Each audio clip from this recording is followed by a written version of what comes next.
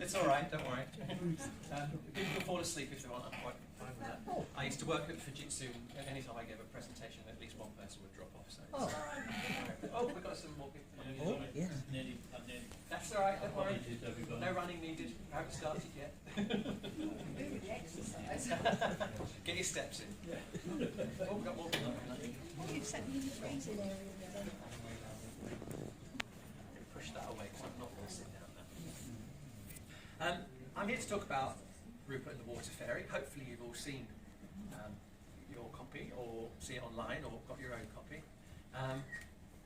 Basically, Water Fairy came about starting at the beginning for myself.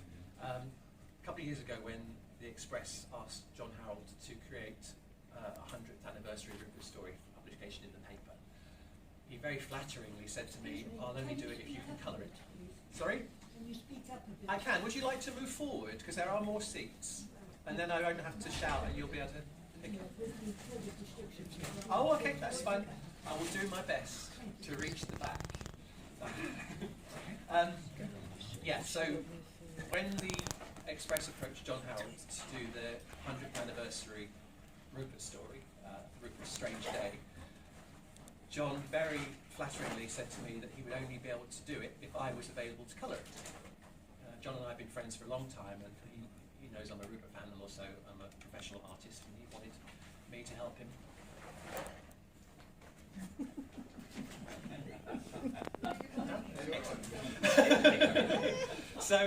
So I said yes. I mean, it's a thrill of a lifetime. Since I was a child, I've wanted to work on Rupert Bear, and to be asked by my friend John to colour his work, who's one of my idols, for publication in the Express was exciting to me. So of course I said yes, and that story went down very well, and the followers were all very kind in their response to that.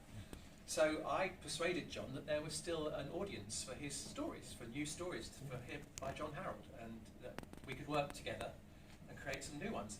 He actually did have a stash of story ideas that he had put together from a dozen years ago or so, when he was asked to put a presentation together for a potential annual once the Express had stopped commissioning new Rupert stories. Unfortunately, those weren't taken up, and Stuart took over as the artist at that time. And so John's had this folder of stories, and he said, well, let's find one of my stories and I'll write it up and we'll create it. And he said, I've got a short one here. He said, no one's going to be interested, so how about an 18-episode story? I said, okay, we'll try that. And I spoke to John Beck, and he very kindly said we could advertise it in the newsletter for sponsorship. Before long, it was quite clear that 18 episodes was not going to be enough. And I persuaded John that he's going to have to expand the story and expand it. Eventually we ended up with enough sponsors for a 30-episode story. We then, once we set that number, a few more people turned up who wanted to sponsor, but unfortunately they had to wait for this next one, which is coming up soon, and we'll talk about that later. So, we've ended up with a 30-episode Rupert and the Water Fairy, drawn by John Harrold, written by John Harrold, prose and couplets,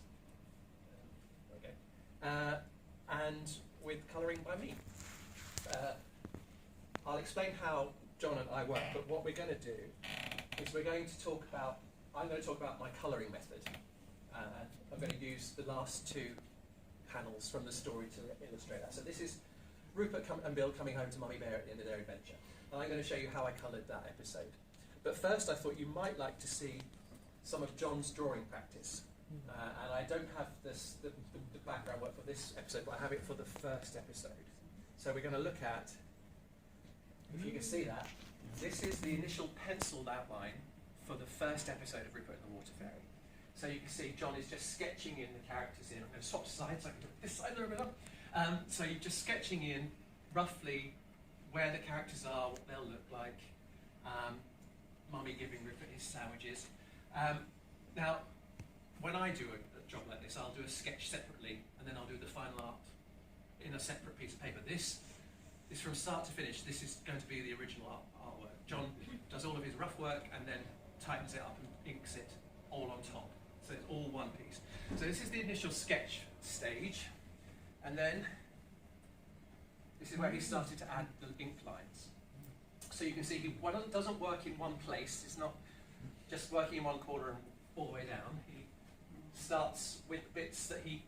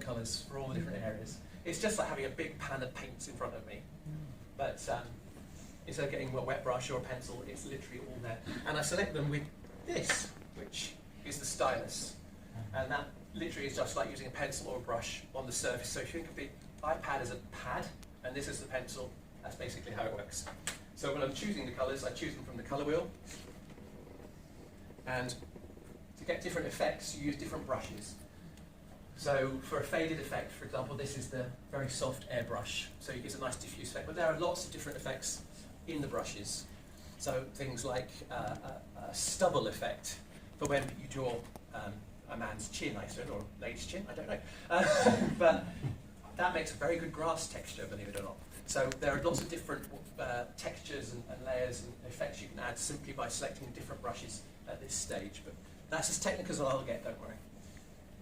So first colours obviously are Rupert. The constant through every Rupert drawing in an annual or in any coloured piece of Rupert art are Rupert's colours. So if you put those in first, you can establish the colour value of the picture and you can establish how everything else should look around it, because Rupert has to be the focus. So I put those in first. And the way you colour these, it's not like you've got a piece of paper and you just paint on top. You imagine that this is a piece of paper with the drawing underneath, and then you've got layers of see-through paper or glass on top, and each colour you put on is a different layer. So you keep moving forward, so you're not necessarily destroying what you paint on top of. It's there and you can adjust it. So basically, you're building up the colours in layers, and you can shuffle them, but it means that things are infinitely adjustable. So it means there's lots of tweaks that you can do. So just to show you that, that's what the colours look like on their separate individual layer if you hide the line drawings. Okay. So if you imagine every time I do a solid colour, that's what it would look like if I took away the line drawing. Okay. So then, just adding a bit more flat colour. And again, all this is just the basic flat colour. There's no texture, there's no tone, there's no modelling. It's just flat colour, just to build it up. So obviously Bill next, and then Mummy Bear, and then the backgrounds. Now, for the comics that we used to buy back in the 90s, this would probably be the level of colouring that you'd need. It's all totally flat colour. And it's perfectly acceptable. And I think this is even the level of colouring that they now use in the daily strips. I don't think they even go to this sort of level of, I think they've got about 4 colours they use. And then you would just get the flat colour, you won't get anything else.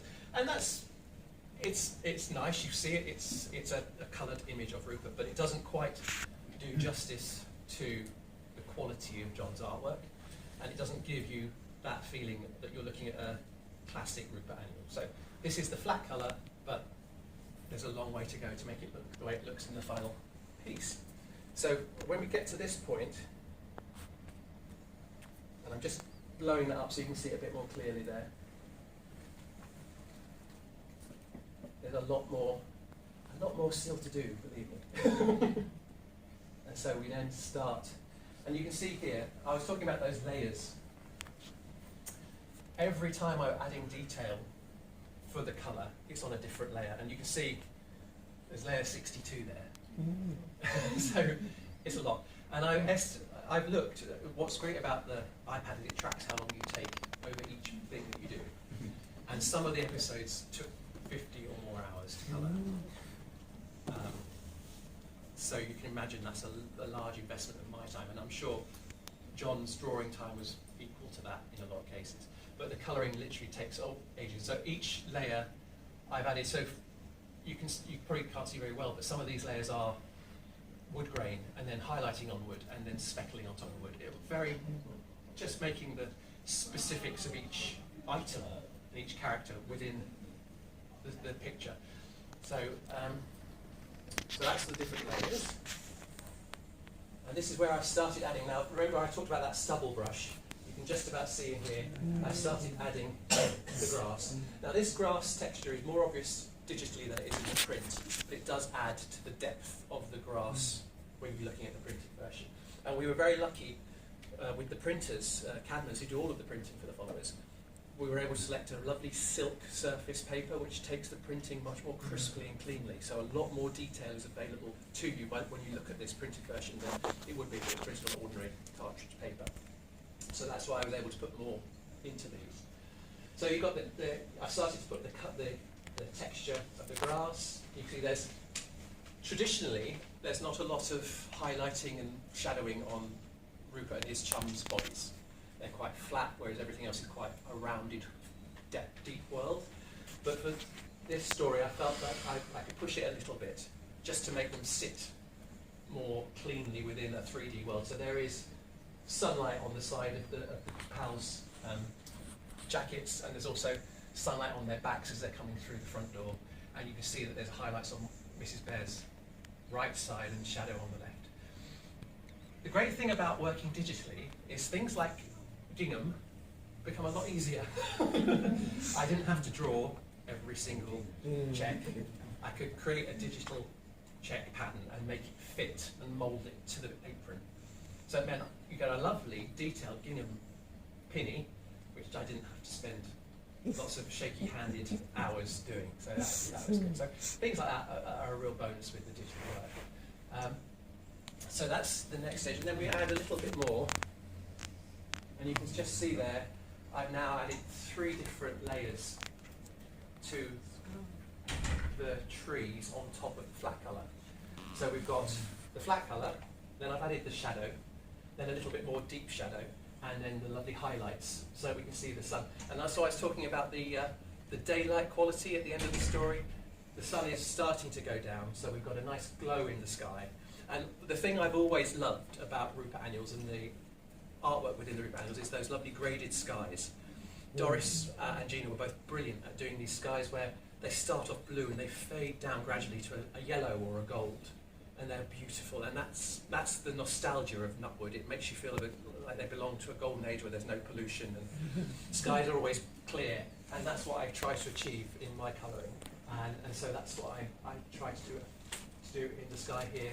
But it means that these trees are slightly backlit, so there's more shadow in the trees, and there's only a glimmer of sunlight across the edges. And again, that meant there was only a touch of light on the side of the pals as they're eating their sandwiches coming across the common. And you've also got a bit more detail in here I've put, which is hard to see on the screen, but you can see it on the printed version.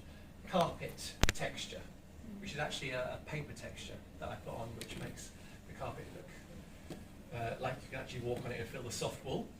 And shadow, so you push that door further back, and shadow under the characters, and a little bit of shadow around here, which builds up with another layer. Go again, and again, now we've got cast shadow around the picture, under the shelf, and a bit more on the front of the characters here. And very fussily, I have put reflections. Mrs. Bear is very house proud. Maybe Mr. Bear is too. One of them polishes their wood a lot, so I made sure there's a lot of reflected light in those wooden surfaces, just so you see there's not a speck of dust in the Bear cottage. And these things really do add depth and texture. And I think it's hard, it's easy not to notice these things that the artist has thought about. John always says, people look at a frame of Rupert art, and if they see Rupert, they're happy. What they've not thought about is the hours that someone's taken drawing the bricks of a castle wall or the leaves on a tree. But all of that, if it wasn't done properly, would make the image look wrong, and Rupert would look wrong. So there's a lot of work in there, and like I say, he puts all that work in, so I'm trying to honour that with my colouring. I want to just draw your attention, again, the little details. This is a minute square in a minute square. A square of Rupert art and a little square. John has drawn a landscape with a castle for me to colour, which is about an inch square. Again, I must have done something wrong and he was punishing me. So I just wanted to draw your attention to this and show you that actually I rose to that challenge. These are all the layers of all the different details I added to the flowers and to the castle picture. So you can see all of this is the added detail. So there is a layer for the colours of the sky and the green of the grass and the trees. There's a layer for the reflections of light on the glass. There's a layer for the wooden frame. There's a layer for the detail within the vase. There's a layer for the glitter on this lovely silver trinket box. Now, by the way, John didn't tell me what colours to do all of these. I had to go with it and make sure I used what I know of his colour sensibility. And there's this lovely little pinky, yellowy, bluey vase thing. So there's a different level of detail for all of that. And of course, here you can see that is all the colour within the flowers. And then that's the shading on the leaves. And that's the further detail, which I haven't even included yet in this slide. So it's a lot of work, a lot of detail for what is actually just a tiny portion of one frame. And there we go, that's with all that extra detail added. So we've got the detail in the sky, the detail in the actual painting, we've got the reflections in the glass, we've got the wood effect, we've got the petals and the leaves, but finally, my own personal touch, which John didn't draw, but I added some gypsophila. You had to have a little bit of gyp in there, so that's what I put in. So I had leeway to add that, and that's good. And that's something, had I been doing that by hand, as with watercolour, I wouldn't have had the facility to add that. So that's just a little extra detail to put in. Oh, Yeah. I don't want to interrupt you for the flow, but does John mind you doctoring his... No, not at all. He trusts me to know what his intent is, and that's the key. When you're working together with another artist, you have to understand what their intent is. With John, because I am an artist in my own right, I can look at his work, I can understand where the sun is in the sky, so I know where the shadows are. I know where the reflections on the leaves will be, therefore, and things like. And then with the little bit of extra gypsophila, because I know John would add that if he was doing it himself, I can add it. You know, he's fiddly to the nth degree. I mean, like I said, he's got 2 pairs of magnifying glasses that he draws with. So if he was doing it, he would probably add the stems of the gyp. You know, so no, he's quite happy with that, and I always show my work to him to get his approval, and he's only asked me to change one single thing in the whole of the Waterfairy story. There is the flashback scene where the foxes are being swept away. There is what I thought was a tree root sticking out into the stream, and John informed me, no, that's a rock. So he made me change it back from, because I'd coloured it as a root, and he said, no, it's got to be a rock. And that's the only thing he asked me to change. He was very happy with everything else I did. So very lucky that we have such a good relationship. And we do talk constantly throughout the day, so I've got a good idea of what is needed and what he wants and what his wishes are. So yeah, I could never knowingly step over his work. I would not forgive myself. And there we have an almost complete version of the story. For most people that probably would be complete, but as I said to you, this is where the door is. This is where the light's coming from. So for me, it couldn't be left without some very subtle rays of light coming in from the door, lighting on Rupert's backpack, on Bill's backpack, and just giving that final sense of depth to the whole composition. Any questions up to this point, because I've rabbited on? Yes? Do you agree with John, sort of like Pantone colours, so that red is a Pantone, where like 204 or... There is officially a specific colour for Rupert's jersey. Right. Both John and I have discussed it, and neither of us use that specific colour. We have tended to find what looks right. Yeah. And that's what, and if you look at all of the painted covers for the annuals, from Alfred through to John, through to QV, they all use a slightly different red and a slightly different yellow. In fact, Alfred Bestel used a lot of different yellows and reds throughout every panel, and even the colouring inside, Doris and Gina used very different yellows. Sometimes it was more an orangey yellow, sometimes it was a canary yellow verging on green. You know, there's a lot of different shades. So I think for marketing purposes and for toys and so on, there is a specific red that's got to be used for uniformity of, you know, the toys and the tie-ins. But when you're painting Rupert, you have to choose a red that feels right to the composition, because there's different lighting. I mean, red is one of those peculiar colours. The darker it gets, the less red you can see. Red is the first colour to disappear when it gets dark. So when you're underwater, for example, there's a lot of stories where Rupert goes underwater. If that was a real life situation, you would not be able to see his red jersey as red. It would be dark, it would be black. But because this is a heightened version of reality, you have to make it visible. So what I actually did for this story was I chose the classic colours and then brightened them up. So the yellow was originally a little bit more orange when I started, but by brightening them up, I didn't take them too far because I knew I wanted to add light and shade to them. So the shadows on Rupert's jersey are actually classic Rupert red. Then the mid-tone that I've used is a slightly brighter red, and then there's a sort of an orangey red for the highlights. So yeah, it's you need to, as long as it looks like the red would look in the lighting situation it's in, you can't be too rigid about the choice, because it does depend on lighting. Anything else? You assign the colours, the particular colours, to a particular layer, do you? Yes, that's right. So there's all the flat colour. Basically, I mean, without getting too technical, when I colour all the blocks in a flat colour, and And that enables me then to use a selection tool to select that block. And then when I paint, so for example, if I selected the green of this grass and then paint the detail on top, the detail will only go on the grass, it won't go anywhere else. So I can run the grass tool across it like this and not hit Rupert and Bill and the trees, it will just literally. So it's like a masking technique, basically. And it's all layered. And then I bring them together and I change the opacity and I change the balance. And then also it means that if I spot later on, and believe me, I have spotted later on a few mistakes, it means I don't have to change the whole thing. I can just go back and find the layer that the mistake is on and change that. It saves a lot of time, even though it is quite time consuming. Any other? How does that technique of colouring translate to when you're using the traditional paint and Well, I've tried to, when I paint, apart from the specific tools like the stubble brush that give you the grass texture and stuff, I try to mimic traditional watercolour techniques when I colour Rupert, because it does give you the lovely leaf effects, it does give you the shadowing, it does give you the mottling effect under here, and the light reflecting on the wood and stuff like that. So I try to use the stylus, I use a brush tool that gives me that feel that I'm painting. And it means that basically, when you're painting in watercolour, you paint it, it's irredeemable. You cannot change it. It's almost impossible to change watercolour once you've committed. So it takes, you have to be very, very confident with watercolour. And then you add another layer on top and another on top to get the details. With this, what's great is that you can add the detail on top in the same way, but because it's separate, it doesn't destroy what's underneath. So it's a very similar discipline, but it adds, it's weird because it adds a layer of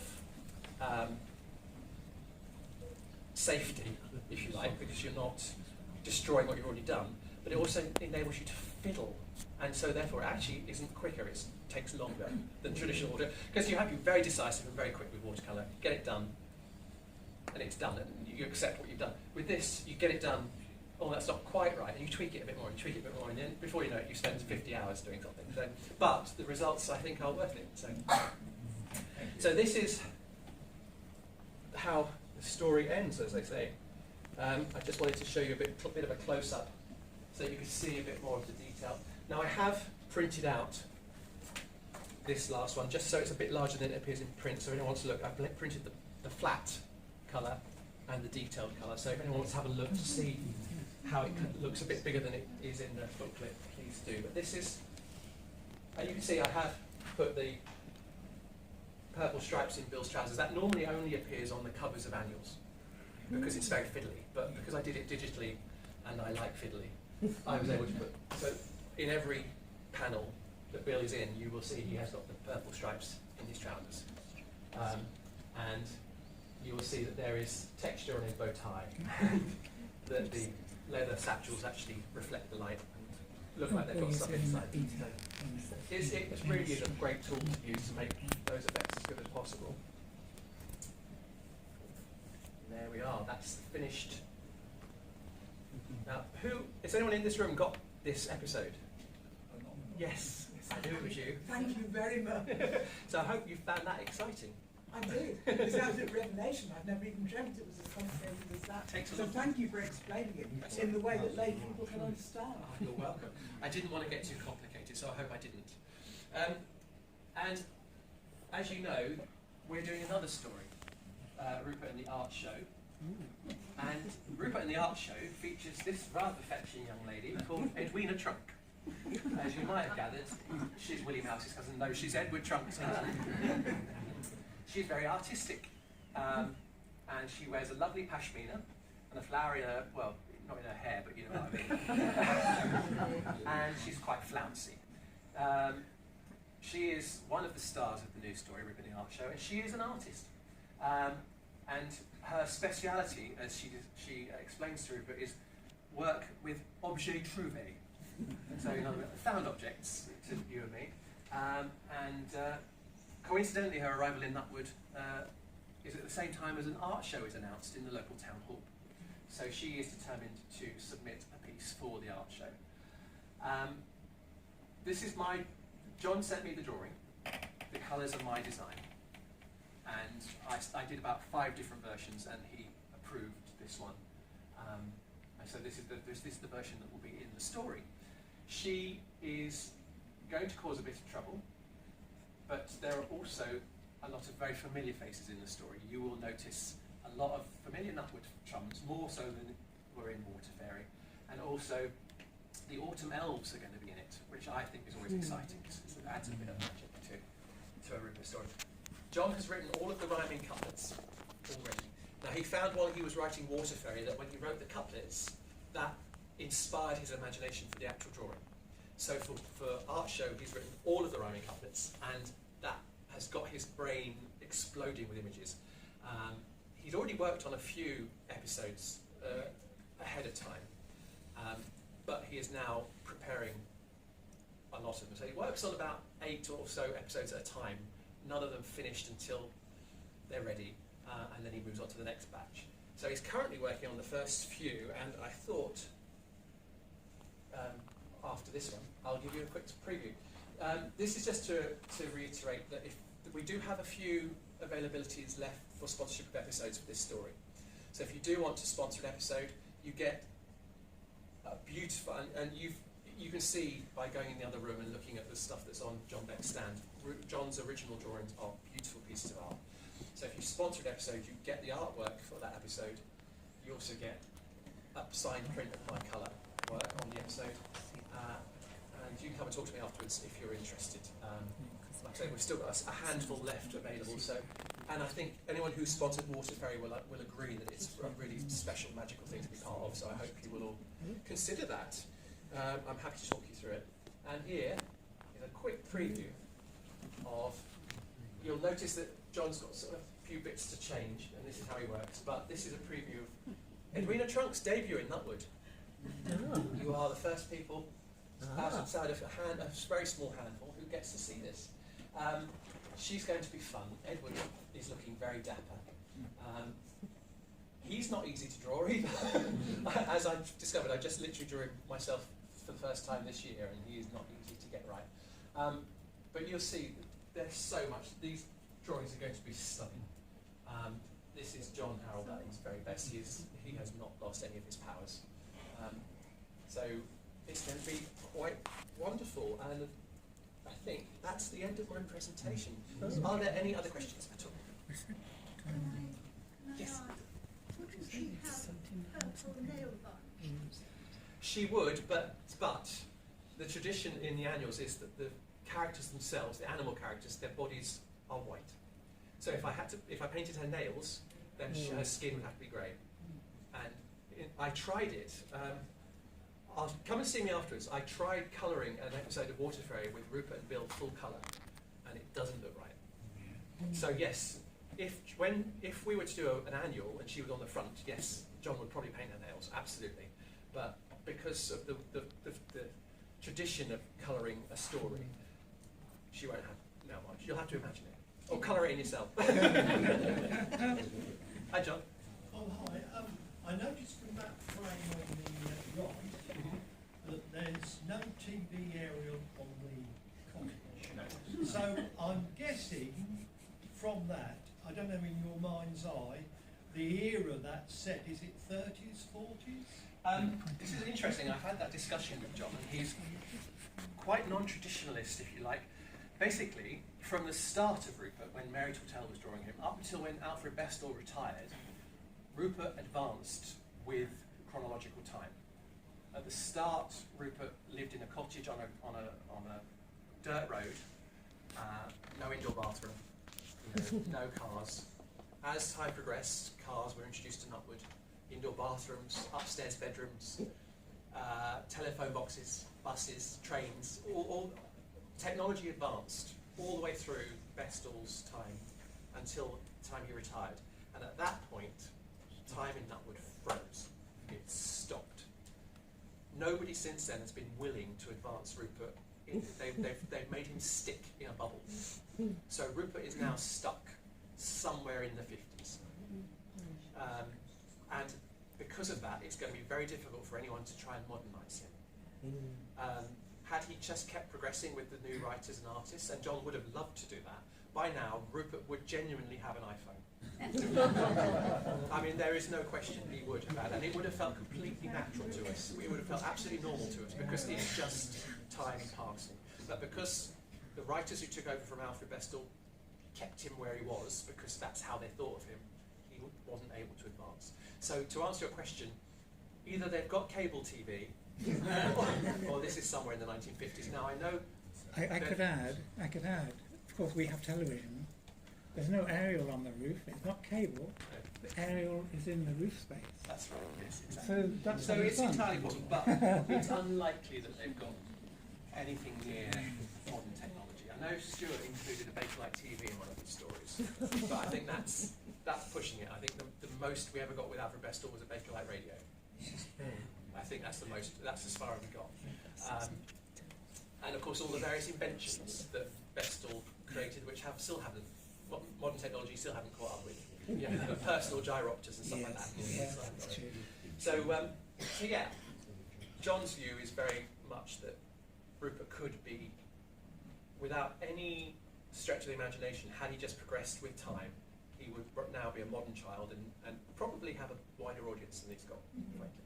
Yes? I only asked that question because if that story is set in, say, the 30s, 40s or 50s, any of those decades, which it may well be, Nutwood would not be on the national grid.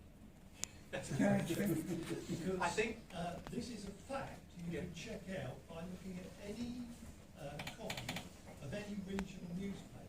yeah. In Fleet Street, when the coronation was on, it was an opportunity for the national newspapers to run ads, to buy television. That's right, yes. To watch the coronation. That's But correct. if you look in the regional newspapers, and you can look at any time in the libraries today, you'll find that in the regional newspapers, the big selling ad was that you could buy a television which didn't have to run off the national grid. Fascinating. Because beyond London, most of the country was still not on the national grid.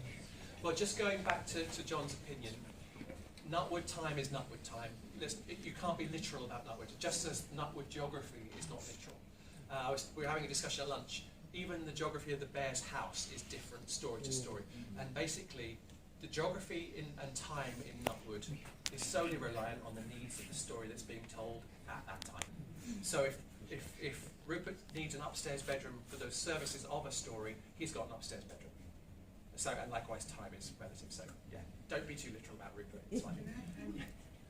Of course, he's futuristic at times. Remembering in the Adventure series when he goes into space, Yes. the professor, then he reports to the professor and they can see each other on television, And which wasn't possible for another 50 years. that's right. But what you have to remember with those adventure stories where they have nothing to do with Alfred Bestall, the imaginations that brought those stories to us were not in tune with Bestall's way of telling stories.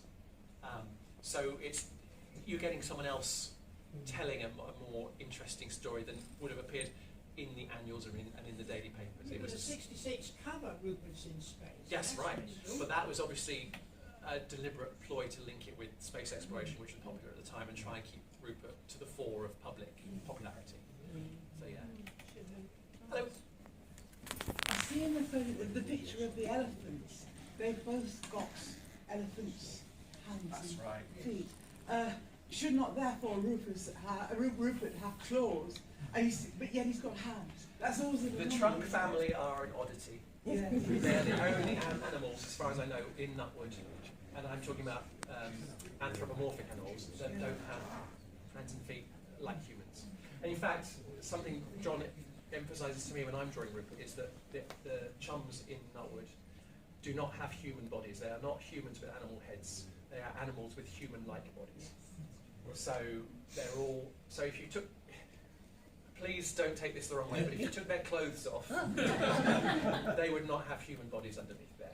They might look like they do, but they don't. So that's why Rupert's legs are a little bit shorter than an average boy's, because he's got little bare legs. You know, and his arms are a little bit shorter because he's got little bare arms. You know, they might look like humans with animal heads, but they're not. And that's why drawing them is such a challenge, because each one is different. It must be really difficult to hold a cricket puck.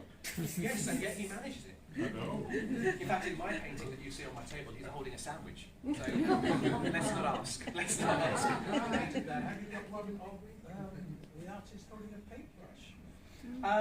No, but the thing, as I say, she works in objet I know, I trouvé. thought that was a nice get-out. So she picks things up. You won't necessarily see her with a brush, but I'm sure that we could contrive something which would imply that she was holding one. Yeah. Anybody else? Which box, John Harrold's signature appears occasionally, like Alfred Best does. How do you select which box you're going to put the signature in? Oh, that's down to John. Oh, it's And it's down to- normally it's literally wherever there's a nice space. All of his images have to balance aesthetically. Right. So wherever he thinks it will sit without being obtrusive but still being obvious is where he will put it. It's designed, so he will choose. Yeah. I normally sign bottom right on my things because I feel that's where the balance is best. Does your signature appear on any of them? Not in Rupert the Waterfrey, no, because I'm the colorist and colorists don't traditionally sign the work. But I am credited. Obviously, I write the afterword as well, so I get the last word in. Don't upset him. And just one last thing. The layout of the book, I have to thank Pam, because she helped me with the design of the actual pages. She had a template, which I based the layout of the book in, layouts and everything myself. But she had a template that I based it on. And my friend Paul, who also does some of the Follow Rupert pages, helped us with the template for the text. So basically he created a box that John could type in to write the exact right length of text for each episode. So it was a lot of work to put this together. And I selected all the little shoulder figures. I went through every episode and selected each of those myself and put them in the top of the page. So each of the shoulder figures in this story are selected by me from this story. And John drew some specifically so I could select them for that purpose. So within the story, so he knew I would be able to pull them out. So a lot of hard work by lots of people. And I'm really glad that you all love the story. I hope some of you will join us for art show. And I'm really grateful that so many of you turned up to listen to me waffle on. So thank you very much. Thank you.